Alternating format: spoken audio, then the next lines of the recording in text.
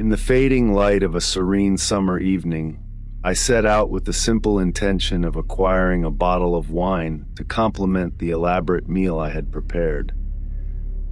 The menu was a labor of love, featuring herb-crusted lamb chops paired with roasted vegetables, and I believed a robust red wine would be the perfect finishing touch. The aroma of rosemary and thyme lingered in my home, mingling with the warm breeze that drifted through slightly ajar windows, the curtains fluttering softly. The day had been generous, offering ample sunlight that now gave way to twilight.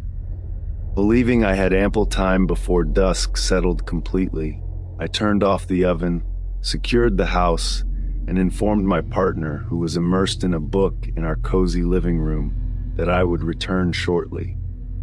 Stepping outside, I was greeted by the tranquil hues of the sunset painting the sky, a reminder of nature's effortless beauty.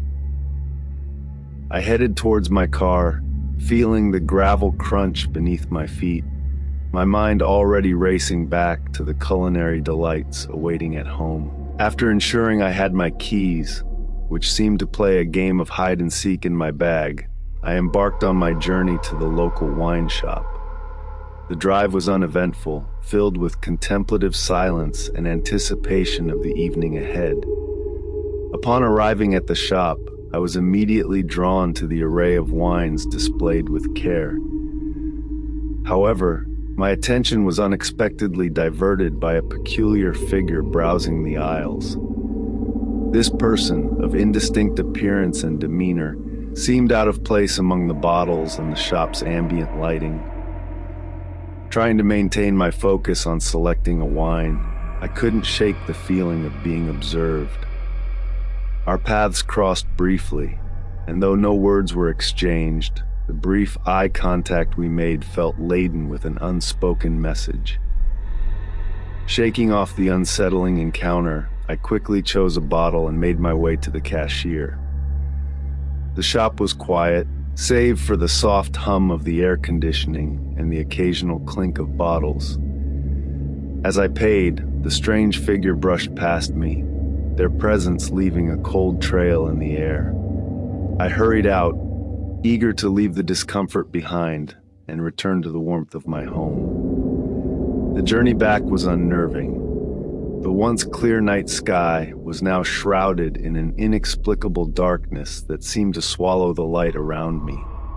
My surroundings became unfamiliar, the road ahead barely visible. The wine bottle, securely placed on the passenger seat, seemed to be the only thing tethered to reality. Then, out of nowhere, the car's radio flickered to life, filling the space with static and fragments of a song that sounded decades old. The sudden noise startled me, causing my heart to race as I struggled to turn it off. But the controls refused to respond, the car seemingly possessed by this unwelcome intrusion. Pulling over, I was enveloped by a silence that felt heavier than before. The darkness outside was oppressive, making it impossible to see anything beyond the car's windows. That's when I heard it, a faint whisper, almost lost amidst the lingering static of the radio. "Please, find me." The voice was weak, filled with a desperation that chilled me to the core. It seemed to come from nowhere and everywhere all at once. As quickly as it appeared, the whisper vanished, leaving behind a silence that was even more unsettling. I sat there, frozen, until the realization dawned on me that this was more than a mere coincidence. The figure in the wine shop, the oppressive darkness, the disembodied voice, they were all connected. Driven by a mix of fear and determination, I dialed the authorities, my voice trembling as I reported what I had experienced.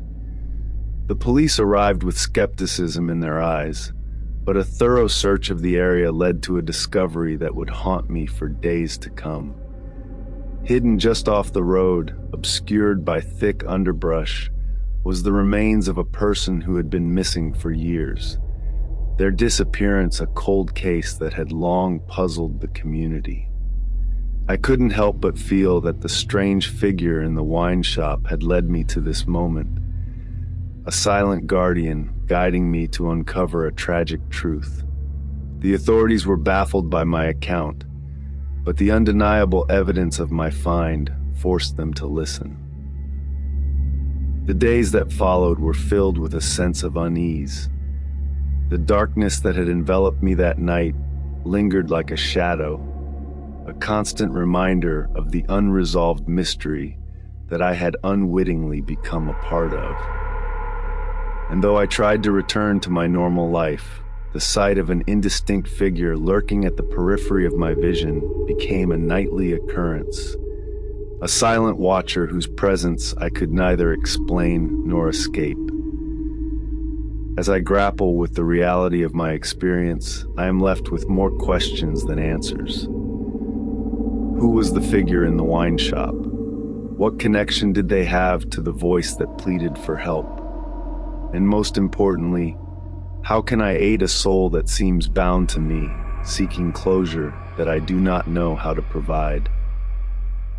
The journey that began with a simple errand has become a haunting quest for understanding, one that I am compelled to follow, wherever it may lead.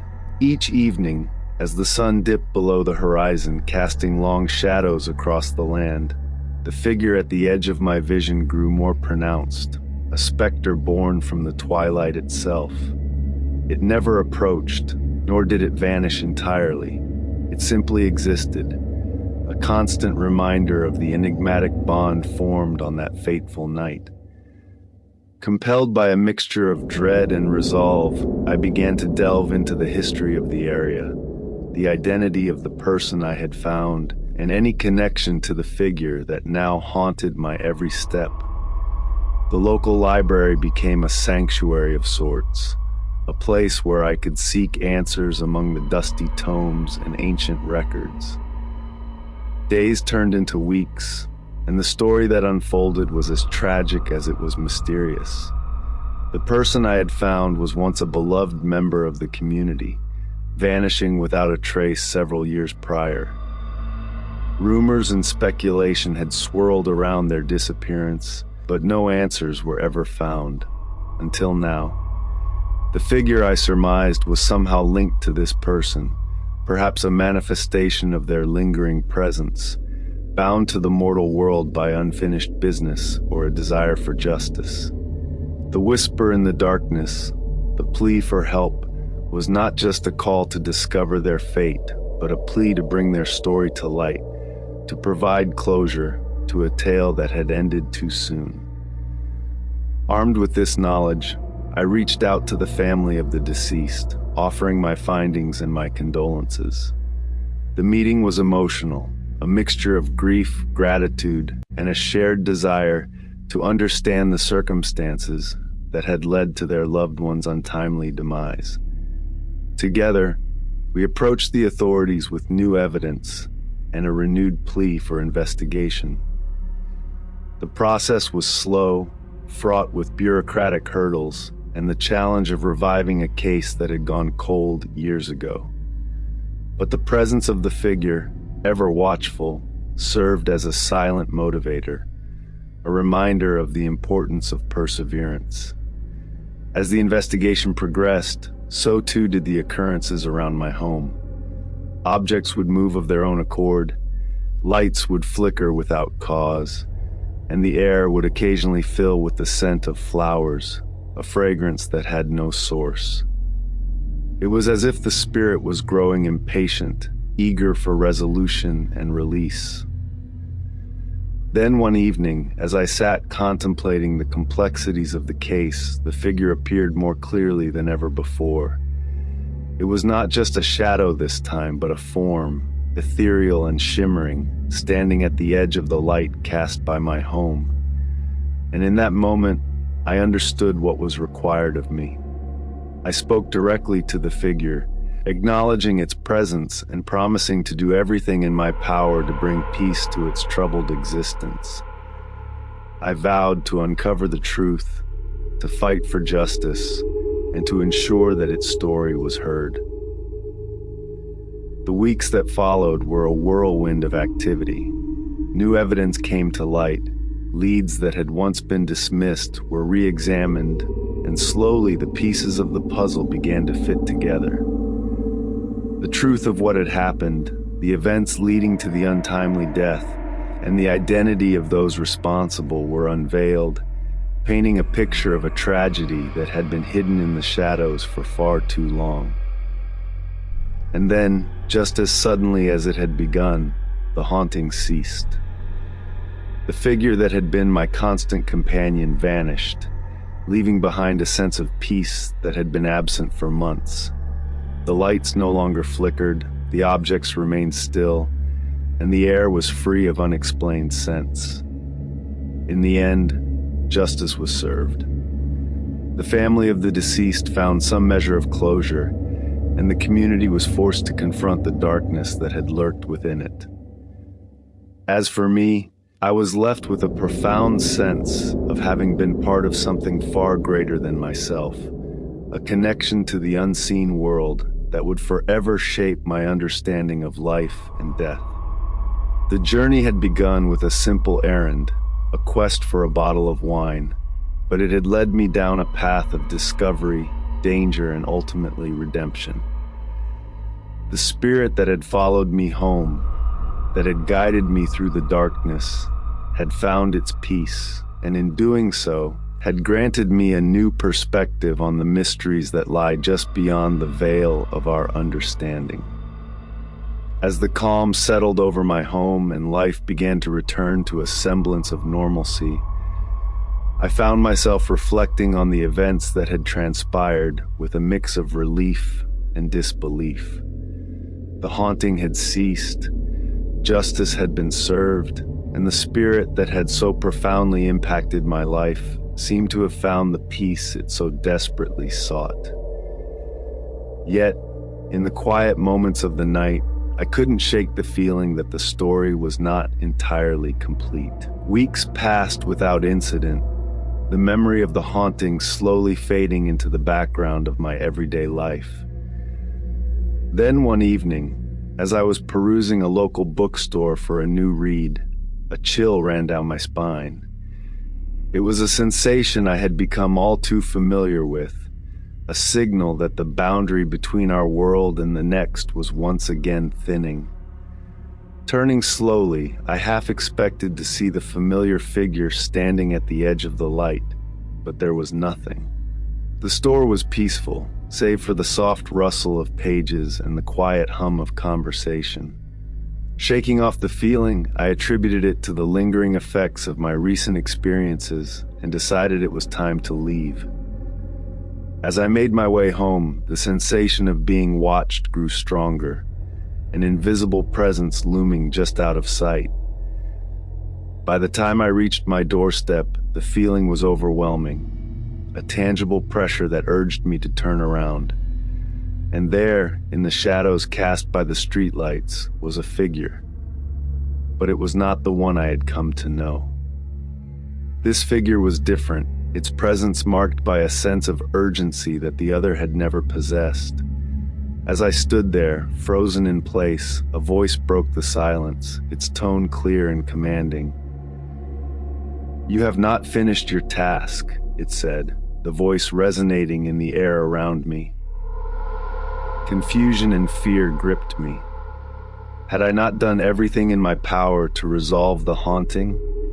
Had I not helped bring peace to the spirit that had sought my aid?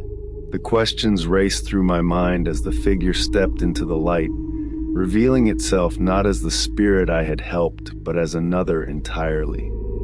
This new spirit was that of a young man, his appearance marked by an era long past, his eyes filled with a sorrow that seemed to stretch across the ages. "You have opened a door that many have sought," he continued, his gaze piercing. "My story too has been lost in the shadows, forgotten by time. You have the gift to see what others cannot, to hear those who have been silenced. I implore you, lend me your voice as you did for her." The revelation struck me with the force of a physical blow. The haunting had not been a singular event, a random crossing of paths between the living and the dead. It had been the beginning of something far greater, a calling that I could no longer deny. As I wrestled with the implications of this new request, the air around us began to shift, the night suddenly alive with whispers.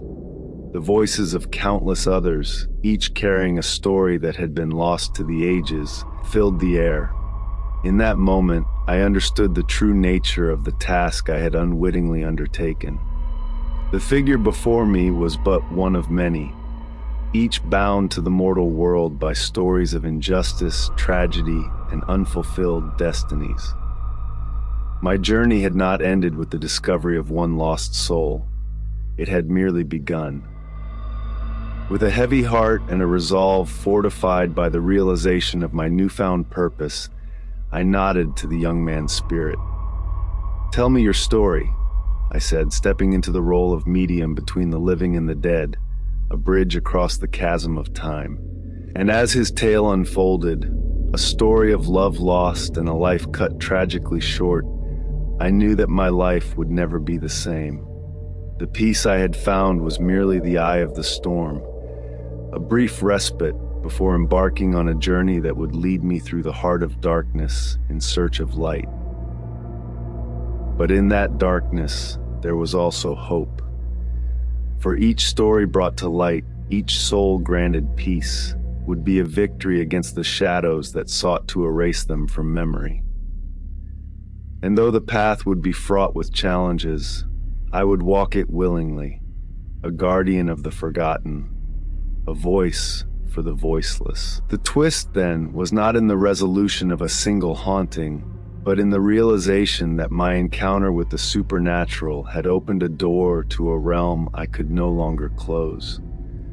My destiny, intertwined with the spirits that walked beside me, was to illuminate the darkness, one lost soul at a time.